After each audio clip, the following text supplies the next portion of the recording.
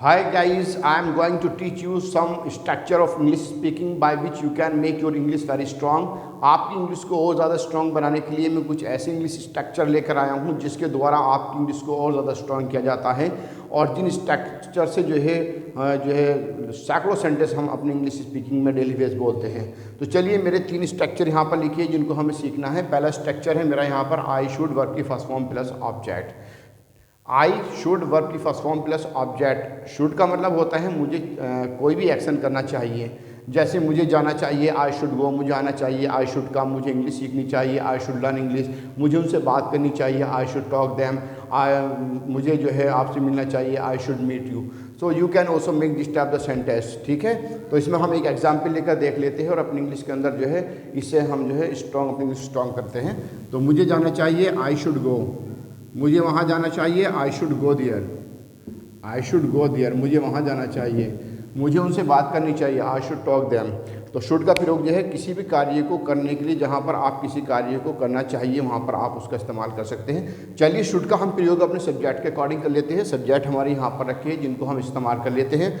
चलिए, उसे जाना चाहिए, ही शुड गो, उसे जाना चाहिए, शी शुड गो, इसे बात करनी चाहिए, इट शुड टॉक, उन्हें वापस आना चाहिए, दे शुड कम बैक, हमें इंग्लिश सीखनी चाहिए, वी शुड लर्न इंग्लिश, मुझे आपसे बात करनी चाहिए, I should talk to you, और तुम्हें वहाँ पहुँचना चाहिए, यू शुड रीच देयर।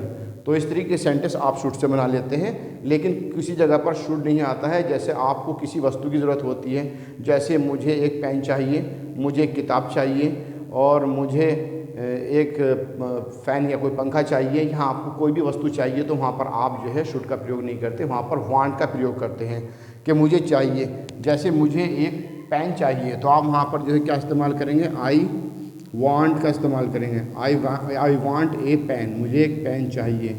मुझे किताब चाहिए, आई वांट ए बुक, मुझे कुर्सी चाहिए, आई वांट ए चेयर। तो वहाँ पर क्या है, आपको वांट का प्रयोग करना है जहाँ पर कोई वस्तु का इस्तेमाल होता है। जैसे यहाँ पर आई वांट ए पेन है और यहाँ पर आई शुड गो दियर, तो यहाँ पर जो है वर्ब की फर्स्ट फॉर्म है, यानी वर्ब की first form action first form है। तो वहाँ पर जो है शुड के साथ एक्शन की फर्स्ट फॉर्म आती है और वांट के साथ किसी भी वस्तु को लाते हैं जिसमें आपको करना चाहिए, किसी वस्तु को आप चाहते हैं, जिससे मुझे पानी चाहिए। तो you can also make, should का प्रयोग आप सीख चुके हैं, उसको आप इस्तेमाल करें। शुड और वांट दोनों का मतलब चाहिए होता है, लेकिन वो डिफरेंट होता है, वो मैंने आपको सिखा दिया। You must also improve your English here. चलिए, दूसरा रूल है मेरा, आई मस्ट वर्ब की first form plus object. Must का मतलब भी चाहिए होता है, लेकिन मस्ट का जो चाहिए होता है वो ज़रूरी, किसी काम को ज़रूरी करना चाहिए या आवश्यक है उस काम को करना चाहिए, तो वहाँ पर हम मस्ट का प्रयोग कर सकते हैं। तो आई मस्ट वर्ब की फर्स्ट फॉर्म प्लस ऑब्जेक्ट इसका स्ट्रक्चर है जिसके द्वारा हम जो है कोई भी एग्जाम्पल ले लेते हैं और उसको बना कर देख लेते हैं। जैसे मुझे इंग्लिश ज़रूर सीखनी चाहिए, I must learn English, I must learn English, मुझे इंग्लिश ज़रूर सीखनी चाहिए। तुम्हें वहाँ ज़रूर जाना चाहिए, कुछ एग्जाम्पल बना लेते हैं। तुम्हें वहाँ ज़रूर जाना चाहिए, यू मस्ट गो दियर, तुम्हें वापस आना चाहिए, you must come from there. तुम्हें इंग्लिश ज़रूर सीखनी चाहिए, यू मस्ट लर्न इंग्लिश, तुम्हें बड़ों का कहना ज़रूर मानना चाहिए, यू मस्ट ओबे योर एल्डर्स। ठीक है, तो इस तरीके के सेंटेंस हम बना लेते हैं, उसके हम प्रैक्टिस कर लेते हैं। चलिए, आई मस्ट जो है हम अपने सब्जेक्ट के अकॉर्डिंग प्रैक्टिस कर लेते हैं। यहाँ पर हमारे सब्जेक्ट लिखे हैं, जैसे उसे जाना चाहिए, उसे ज़रूर जाना चाहिए, ही मस्ट गो, उसे ज़रूर बात करनी चाहिए, शी मस्ट टॉक, इसे ज़रूर मिलना चाहिए, इट मस्ट मीट, उन्हें इंग्लिश ज़रूर सीखनी चाहिए, दे मस्ट लर्न इंग्लिश, हमें इंग्लिश ज़रूर बोलनी चाहिए, वी मस्ट स्पीक इंग्लिश, मुझे इंग्लिश ज़रूर बोलनी चाहिए, आई मस्ट स्पीक इंग्लिश, और तुम्हें इंग्लिश ज़रूर पढ़ानी चाहिए, यू मस्ट टीच इंग्लिश। तो this type of sentence you can make I must verb की फर्स्ट फॉर्म प्लस ऑब्जेक्ट। ठीक, तो हमने दूसरा रूल भी सीख लिया यहाँ पर। हम देखते हैं तीसरे रूल की तरफ और चलते हैं। तीसरा रूल है हमारा I ought to. Ought to का मतलब भी चाहिए होता है। ठीक, ऑट टू का मतलब भी चाहिए होता है, लेकिन जहाँ पर हम हमारे लिए कोई कार्य कर्तव्य में होता है, जैसे हमें अपने देश की सेवा करनी चाहिए, हमें अपने पेरेंट्स की सेवा करनी चाहिए, हमें अपने मेहमानों की सेवा करनी चाहिए, तो यहाँ पर जो है क्या होता है, सेंटेंस में हम ऑट टू लगाते हैं क्योंकि ये हमारा कर्तव्य है उस कार्य को करना। तो देख लेते हैं इसमें एक example, I ought to verb की first form plus object structure है, इसके अकॉर्डिंग हम एक एग्जाम्पल बना लेते हैं। जैसे मुझे अपने देश की सेवा करनी चाहिए, तो I ought to serve my country.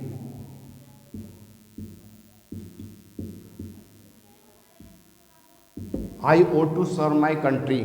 ठीक, तो हम इस वाले सेंटेंस को जो है यहाँ पर प्रैक्टिस करके देख लेते हैं सब्जेक्ट के according.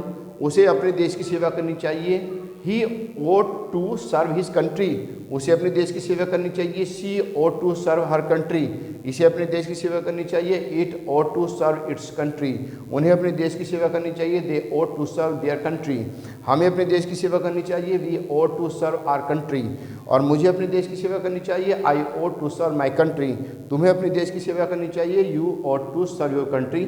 So all do stand you understand, आप ये रूल सब समझ चुके हैं। आप इनको प्रैक्टिस कीजिए, अपनी इंग्लिश स्पीकिंग में इस्तेमाल कीजिए। अगर आप इसको लिख लेते हैं, कॉपी कर लेते हैं, तो उससे जो है इतनी स्ट्रॉन्ग आपकी इंग्लिश स्पीकिंग नहीं होगी। उससे आपको ग्रामेटिकल और बेसिक तो आ जाएगा, लेकिन आपको इंग्लिश बोलना नहीं आएगा। इंग्लिश बोलना तभी आएगा जब इसको जो है आप जो है बोलेंगे, और बोलकर आप इसकी प्रैक्टिस करेंगे, तभी आपको जो है और इंग्लिश ऑफ स्ट्रक्चर, सभी इंग्लिश स्ट्रक्चर जो इंग्लिश स्पीकिंग है वो आपको आ जाएंगे और आपको इंग्लिश बोलना आ जाएगा। So all the student follow it and try to make your English very strong, that's all.